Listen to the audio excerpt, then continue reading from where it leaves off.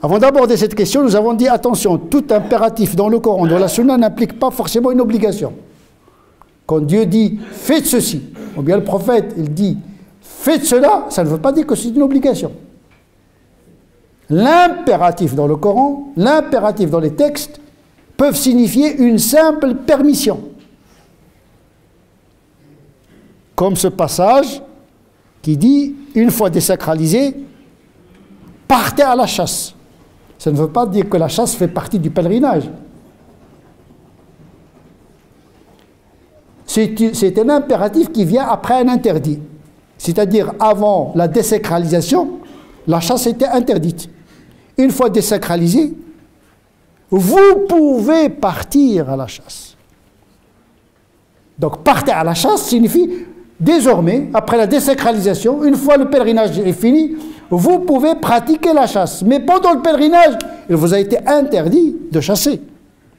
Et donc ici, l'impératif signifie une permission après une interdiction. On trouve ça dans d'autres passages du Coran, dans d'autres passages du hadith du prophète. C'est pour vous dire, lorsque vous lisez « faites ceci, faites cela », ne soyez pas tétanisés, sinon vous allez vouloir pratiquer tout et en définitive vous allez finir par ne pratiquer rien. L'impératif, il peut signifier uniquement une recommandation. Et on a donné l'exemple du plus grand verset du Coran. Et on l'a revigoré par cette règle qui dit que l'injonction de faire une chose ne signifie pas l'interdiction de faire le contraire. Je m'explique. En donnant l'exemple de l'inscription, de l'emprunt en présence de témoins. Il y a un grand verset du Coran qui s'appelle le verset de l'emprunt ou bien de la dette. Dans ce verset, il y a un impératif, un ordre donné pour celui qui veut emprunter, il doit inscrire la dette en présence de témoins. Dans le même verset, il y a un impératif qui demande la présence de témoins pendant la vente. Mais les savants, ils ont compris que l'impératif ici ne signifie pas une obligation. Ils ont dit, cet impératif, c'est un impératif recteur ou bien un conseil. Il implique une recommandation. Puisque le prophète sallallahu alayhi wa sallam, il a vendu, il a acheté, il a plutôt acheté, mais sans la présence de témoins, il a emprunté, mais sans écrire la dette. Et donc on a compris, à travers le comportement du prophète sallallahu alayhi wa sallam, que ce verset n'implique pas une obligation. Pourtant, c'est le plus grand verset du Coran. Et donc tout impératif ne signifie pas une obligation, il peut signifier uniquement une recommandation. Donc, ne pas respecter l'impératif d'accomplir une chose ne signifie pas le fait de ne pas l'accomplir, ne signifie pas cela commettre l'interdit. Al-amru bi shay'in laysa nahyan 'an diddihi, comme dit la règle. Comme le fait que le prophète dit laissez vos barbes. Wafiru liha. Si on applique cette règle, il n'y a aucun texte qui interdit le fait de raser la barbe. C'est pourquoi les Shafi'ites, par exemple, considèrent que la barbe est une sunna, ce n'est pas une obligation. Contrairement à l'imam Malikiya ou le Hanafiya, et les Hanafites et les Malikites et les Hanbalites. Et les Shafi'ites, ils pensent que cet impératif de laisser la barbe ne signifie pas une obligation, mais une recommandation. Et l'impératif est rapporté par le Bukhari et Muslim. Donc on voit que l'interprétation des textes en fonction de l'intelligence de celui qui les interprète. Lorsqu'on vous dit « ceci se trouve dans le Coran », en vérité, c'est l'interprétation qu'on vous propose et à travers laquelle vous êtes en train de lire le Coran. Quand on vous dit « ah non, il y a une obligation de ça dans le Coran, c'est écrit dans le Coran », mais oui, c'est écrit dans le Coran, mais cela ne veut pas dire que c'est une obligation. Mais seuls les savants peuvent le savoir. Et mon devoir, c'est de vous donner des éléments de discernement en la matière et de faire votre choix, surtout concernant les femmes, parce que les femmes qui sont concernées par la question du khimar et du hijab, qui est notre sujet actuel. Nous avons souligné cette autre règle qui dit l'impératif de donner l'injonction de faire la chose ne signifie pas l'impératif de la chose ou bien l'injonction de la chose. Si on a l'exemple justement de l'khimar et de l'jilbab dans lequel Dieu dit au prophète de dire, il aurait pu parler directement aux croyants, Dieu aurait pu parler directement aux croyants. Oh vous les croyantes, oh vous les croyants, baissez le regard. Non, il a dit, dis aux croyants de baisser leur regard, de préserver leur chasteté, préserver leur nudité. Donc il a demandé au prophète de demander. Mais il n'a pas de demander, il n'a pas dit au prophète, dis-leur que Dieu vous demande. Il n'a pas dit, Ya ayyuhan nabi, qul lil mu'minina anna Allah yaqulu lakum. Il y a une nuance dans le... Ça veut dire que le législateur Dieu, il a subtilisé. Il a amorti l'impératif par la médiation du prophète sallallahu alayhi wa sallam. Contrairement à l'ayat al-hijab, où le Coran parle directement aux épouses du prophète sallallahu alayhi wa sallam et aux compagnons de n'avoir de relation aux épouses du prophète qu'à travers un voile, c'est-à-dire un rideau. Mais là, le Coran parle directement aux croyants, parce que la chose est plus sensible. Il s'agit de l'intimité de la vie privée du prophète sallallahu alayhi wa sallam. Comme le fait de demander à nos enfants, le prophète dit, demandez à vos enfants d'accomplir la prière à l'âge de 7 ans. Or, on sait qu'à l'âge de 7 ans, la prière n'est pas une obligation pour les enfants. Donc, demandez à vos enfants, ça veut transmettez, mais ça ne veut pas dire que ce que vous transmettez incombe comme obligation aux concernés. Sauf s'il y a un indice qui montre que c'est un impératif qui les incombe. Sachant que l'impératif ne signifie pas automatiquement que c'est une obligation. Et on a défini le devoir par la chose dont la négligence incombe une peine. Celui qui ne fait pas cela, il risque cela. Le wajib, une obligation, comme les prières. Dans la prière, une obligation de la prière, on trouve des versets qui disent attention, si vous ne faites pas la prière, vous aurez des problèmes avec Dieu, en tant que croyant. La première des choses que Dieu va demander le jour du jugement dernier aux serviteurs, c'est la prière. Ah, donc c'est important. Donc il y a l'impératif de faire la prière, mais il y a des hadiths qui disent attention, c'est un impératif qui implique une obligation, laquelle obligation, le fait de la négliger, incombe une peine eschatologique. Mais on ne trouve pas ça dans les habits. À la rigueur, on peut dire que c'est une obligation qui n'incombe pas de peine. Le wajib ghayr al-iqabi. Et là, le Coran, quand il demande aux femmes de rabattre leur khimar sur la poitrine, il le fait par la médiation du prophète, ce qui amortit l'ordre, sachant qu'il ne demande pas de cacher les cheveux. Il n'y a pas dans le Coran l'ordre de cacher les cheveux. Parce que tout le monde se cachait les cheveux. Ça ne sert à rien de dire à des gens qui se cachent les cheveux, cachez les cheveux. Le khimar, les hommes et les femmes, comme on l'a montré, tout le monde portait le khimar. Les hommes, les amaïm, c'est-à-dire les turbans, et les femmes, ce qu'on appelle le khimar. Mais un khimar qui laissait pendre une partie derrière. Le Coran a demandé de rabattre ce qui pendait et de le mettre sur la poitrine pour qu'il ne soit pas dégagé et visible aux hommes. Un acte de pudeur élémentaire. C'est-à-dire que le tissu qui pendait, vous le mettez ici. Sachant que toutes les femmes, bien sûr, avant le Coran et avant l'islam, eh bien, elles se cachaient les cheveux. Il ne s'agit pas de se cacher les cheveux. Il a confirmé le fait de cacher les cheveux, ce qu'on appelle l'iqrar, aqarra, le Coran, aqarra, il a approuvé. Il n'a pas dit dévoilez-vous, découvrez-vous les cheveux. Non, il a dit vous laissez le khimar dans votre tête, mais ce que je vous demande, c'est de le rabattre, c'est de cacher la poitrine qui est une nudité plus sensible que les cheveux. Et les savants qui considèrent que les cheveux est une nudité, ils disent que c'est une nudité mineure. Parce que plus on monte vers le haut, plus on est dans la nudité mineure, plus on descend vers le bas, plus on est dans la nudité mineure. C'est le milieu qui constitue la nudité majeure, la awra al-kubra.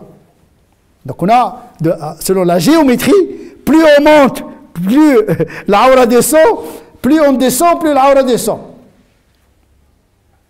Ce qui n'est pas concevable, c'est montrer sa grosse nudité. Et donc le Coran il demande aux femmes de laisser le khimar sur leur tête, donc l'iqrar. Et en la matière d'approbation, de confirmation d'un acte relationnel, cela signifie chez les canonistes une simple permission. Puisqu'il n'a pas demandé aux femmes d'enlever le khimar pour le rabattre de le garder, mais de le rabattre sur la poitrine. Aqarra al-khimar wa amara bidarbihi ala al-sadr.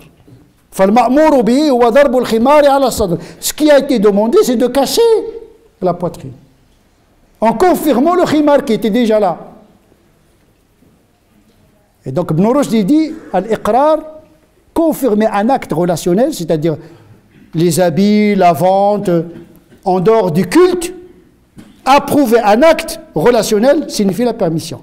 Contrairement à l'approbation d'un acte cultuel. Quelqu'un, par exemple, un compagnon, Bilal par exemple, dès qu'il fait le wudu, il fait 2 rak'at. C'est un acte cultuel, ce n'est pas un acte culturel. Et le prophète est d'approuver ces 2 rak'at de wudu. Et c'est devenu une sunna. Donc le fait d'approuver un acte cultuel par le prophète fait que cet acte de ce compagnon devient une sunna en matière du culte, en matière de commerce, des habits, de la vente, des aliments, etc. Confirmer quelque chose veut dire la permettre et non la rendre une obligation, la rendre recommandée, encore moins une obligation. Et le Coran de dire, ils ne doivent pas montrer de leur beauté, de leur parure, que ce qui est déjà apparent. Et donc le Coran, ici, il est ambivalent, il ne détaille pas. L'objet du Coran, c'est de la pudeur élémentaire. Il n'entre pas trop dans les détails, même s'il parle de l'khimar. Il dit, faites un geste de cacher vos poitrines. Moi, je pense que dans toutes les cultures, aucune femme ne montre pas. C'est un geste élémentaire de pudeur que le Coran a demandé. Et donc, la question de l'khimar, ce qu'on doit montrer, eh bien les savants ne sont pas tous d'accord sur ce que la femme peut montrer de son corps. Des savants qui disent la femme ne doit rien montrer de son corps, même pas le visage. Donc il peut être je dirais, sans blesser personne, un fantôme non identifié. Dans une société où les gens se déplacent, où la relation est 1000 fois plus compliquée que celle qui était au Moyen-Âge, parce que la femme aujourd'hui elle travaille, elle a des contacts, et c'est pas comme la femme de l'époque du prophète où la femme reste chez elle. La hara'ir, à l'époque du prophète, il y a 2 types de femmes. Il y a les nobles, les libres, il y a les esclaves. On va voir que les esclaves, même les esclaves les plus belles que leur maîtresse, eh bien, Omar ibn Khattab les empêchait de se couvrir la tête et de prendre le jilbab. On va aborder cette question lorsqu'on va parler de le jilbab. Parce qu'il s'agit d'une prise en considération d'une sociologie qui était esclavagiste à l'époque. Sachant que l'islam n'a pas éradiqué l'esclavagisme, il a composé avec. Il a amorti l'esclavagisme sans pouvoir l'éradiquer totalement parce que c'était impossible. Toute l'économie à l'époque, aujourd'hui c'est le salarié qui fait l'économie dans l'entreprise, à cette époque-là c'est l'esclave qui fait l'économie. Le jour où on a inventé la machine, la révolution industrielle, ben, l'esclave est devenu plus coûteux. donc on les a libérés, pas par humanisme, parce que ça devient calvaire. Bien sûr, il y a des philosophes humanistes qui ont aidé à libérer les esclaves, mais ce n'était pas rentable. Mais à cette époque, l'époque des prophètes, c'était impossible de libérer les esclaves parce que c'était une culture internationale. Même si les musulmans décident de libérer les esclaves, eh bien, il y aura toujours des esclaves dans le marché. Et puis, puisque l'économie même à cette époque-là a été mondialisée, eh bien, on ne peut pas unilatéralement abolir l'esclavage. Donc, surtout, il faut préparer l'esclave à la liberté. Ce n'est pas facile qu'un esclave qui a des avantages, parce qu'il est nourri, logé, il a moins de devoirs civiques, etc. Donc, beaucoup de gens préfèrent être esclaves à une certaine époque. Il a un toit, il mange tranquille, il a des droits, etc. À cette époque-là, c'est pourquoi l'islam il a incité les esclaves à se libérer. Ça s'appelle mukataba. Il ne s'agit pas de libérer comme ça, mais il incitait les esclaves. Achetez votre liberté. C'est-à-dire préparez-vous à affronter la liberté et à assumer les devoirs civiques. On ne va pas rentrer ça, peut-être nous aurons l'occasion de revenir à cette question parce qu'il est en rapport avec le djilbab, où il y a les femmes esclaves, il y a les femmes nobles. Les femmes esclaves n'étaient pas considérées par le djilbab, les femmes nobles étaient considérées par le djilbab parce que le Coran est réaliste. Si tu veux être obéi, ordonne le possible, eh bien le Coran est là, il a composé avec la réalité pour amortir le mal. On dit que la charia ne vient pas pour éradiquer le mal, elle vient pour l'amortir, elle ne vient pas pour réaliser le bien absolu, mais pour le fructifier. Taqlil al-mafasid wa tanmiyatu al-masalih. C'est ça. Parce que le bien absolu n'existe pas dans notre monde, en tout cas, le mal absolu n'existe pas non plus. Raison de plus. Et donc, il s'agit de montrer quoi dans le corps d'une femme? Certains savants disent non, on ne doit pas l'avoir. Alors que le Coran dit à son prophète, tu n'as pas le droit de te marier à une femme, même si sa beauté te plaît. Et comment le Coran dit au prophète, tu n'as pas le droit de te marier avec une femme, même si elle te plaît. Comment il va lui plaire s'il ne voit pas son visage? Et même dans Hadith Muslim où le prophète est dans la rue, une des rues de Médine, il a rencontré une femme belle, et puis il a retourné vers sa femme et dit oui, voilà, le désir est né, donc le désir est là, sauf que le désir il doit s'exprimer dans la légalité. Le prophète n'était pas un ange, n'était pas insensible. Et donc on voyait les femmes. Je veux dire la beauté des femmes, c'est-à-dire le visage. C'est une preuve que le visage était apparent.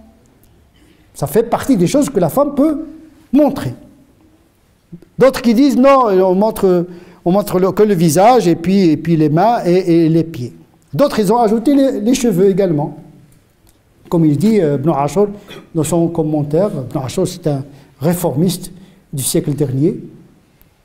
Et il se réfère en cela à l'avis des Hanafites, dont une partie considère que les cheveux, ou bien les cheveux sur la tête, ou bien ceux qui descendent, les tresses, etc., ne font pas partie des choses à cacher parce que c'est inévitable. La femme a besoin quand même d'une aisance dans son mouvement, etc., etc. Donc c'est un avis qui est ancien, c'est pas nouveau. Et même les gens qui disent, les savants qui disent la femme doit cacher ses cheveux, ce n'est pas une obligation majeure. Parce qu'il n'y a aucune sanction qui est réservée à la femme qui montre ses cheveux. Il n'y a aucun texte qui la menace. Il y a un hadith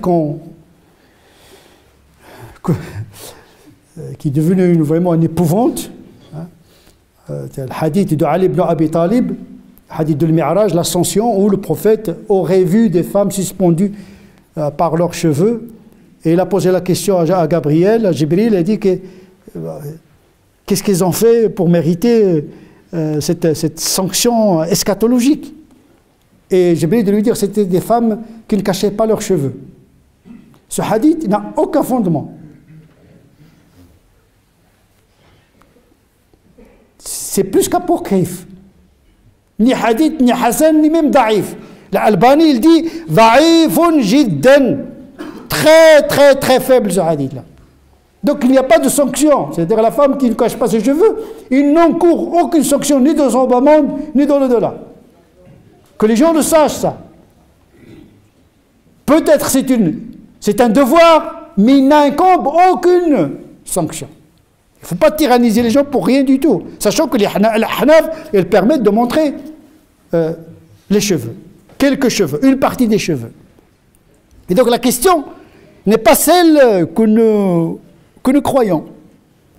C'est des choses... Et puis, comme j'ai dit, le Coran n'a pas ordonné la femme de cacher ses cheveux parce qu'ils étaient déjà cachés, mais il a demandé à ce qui reste de l'khimar, qu'il se rabatte sur la poitrine. Et donc, ça relativise quelque peu cette prescription. Aujourd'hui, les gens pensent que le foulard, c'est comme la kippa. Il suffit de mettre un foulard comme une taguilla, il devient un objet cultuel. Non, les vêtements ne relèvent pas du culte. Ne relève pas du culte. Il n'y a pas un habit canonisé. Il n'y a pas un habit islamique. Il y a la pudeur. Il n'y a même pas de pudeur islamique. Il y a une pudeur universelle que l'islam a confirmée, c'est tout. Puisque le prophète a dit, je ne suis pas venu. Je suis venu pour parfaire la morale, pas pour inventer la morale. La morale est là. C'est pour pas la parfaire. La pudeur, c'est pas uniquement mettre quelque chose sur la tête et un habit ample. Dis, alhamdoulilah, moi je suis déjà dans le paradis. C'est du pipeau. Parce qu'il n'y a aucun mérite au fait, vous n'allez pas trouver un hadith qui dit la femme qui cache ses cheveux, il aura tel ou tel mérite. Par contre, celui qui fait la prière, il entrera au paradis. Celui qui respecte la piété filiale, il aura le paradis. Donc, c'est en fonction du mérite qu'on considère que la pratique est importante. Ça veut dire le coefficient spirituel de la pratique. Cherchez le coefficient spirituel. Quel coefficient spirituel dans le fait de cacher sa nudité? Vous n'allez pas trouver dans le hadith jannatun na'im wa radiyallahu anhum wa radu an. Il y a même celui qui entre dans un marché qui dit La ilaha illallah wahdahu la sharika lah lahu al-mulku wa lahu al-hamd yuhyi wa yumiit wa huwa hayyun la yamut biyadihi al-khayr wa huwa ala kulli shay'in qadir. Il y a 1 million de hasanat et Dieu lui fasse 1 million de sayyi'at. C'est-à-dire que la pratique du dhikr est plus importante que quelques pratiques vestimentaires. Wa la dhikrullahi akbar. Il faut chercher le curseur, il faut mettre le vrai curseur, il ne faut pas tromper les gens. Voilà, vous pratiquez ça, vous cachez les cheveux, alhamdoulilah, ça y est, une bonne musulmane. Il ne fait pas le fajr à l'heure, il ne fait pas la prière, l'essentiel c'est qu'il fait le hijab. Mais non, c'est une arnaque. De dire je fais le hijab, ça y est, ça s'arrête là. Le hijab, ce n'est pas une finition, ce n'est pas un aboutissement. On ne peut pas réduire uniquement la pudeur, la femme, cacher la nudité à ces éléments-là. Et on passe à côté de l'essentiel. Moi, mon but, ce n'est pas de demander aux femmes de se dévoiler. Ce serait impudique de ma part. Je ne dis pas aux femmes qui se cachent, etc., qui sont convaincues qu'ils ont besoin de se cacher leur corps, etc. C'est très bien. C'est un besoin, oui, si vous avez l'intention de plaire à Dieu, vous serez récompensé. Si vous faites ça pour plaire à Dieu, dans la sincérité, vous aurez la récompense. Mais ne pensez pas que ça, c'est la religion. C'est Dieu qui vous demande de s'habiller comme ça. Dieu vous demande la pudeur, oui. De cacher la nudité, la manière avec laquelle vous le faites, c'est à vous de voir. Maintenant des habits, un chapeau, mais mettre le foulard, disent le foulard comme ça, il est fait comme ça. Il y a même dans l'internet aujourd'hui, on vous donne les détails du hijab, au millimètre près. On dirait qu'on réduit Dieu à un tailleur, un styliste, il est venu pour dire comment vous allez vous habiller. Non. Inna Allah ya'muru bil adli wal ihsan. Dieu ordonne le juste et l'accomplissement et la perfection. Et c'est aux musulmans d'aller vers ce sens-là. Mais entrer dans les détails au nom de Dieu, là il faut s'arrêter et dire c'est Dieu, le foulard ça fait partie de la foi, ça fait partie du culte. Non. Le foulard ça fait partie des pratiques canoniques, techniques. Mais le hasanat, c'est en fonction de l'intention. Tu pratiques ce que tu veux. Même la prière, si tu fais la prière, il n'y a pas d'intention, il n'y a pas de sincérité, eh bien, même la pratique que tu fais pour Dieu, si elle n'est pas faite totalement pour Dieu, eh bien, tu n'auras que la proportion de la sincérité dans l'accomplissement. Donc, il ne faut pas dérouter les gens, réduire toute l'éducation de la fille à cacher ses cheveux. Mais attention, les cheveux, ce n'est pas les poils pubiens. Ce n'est pas la même chose.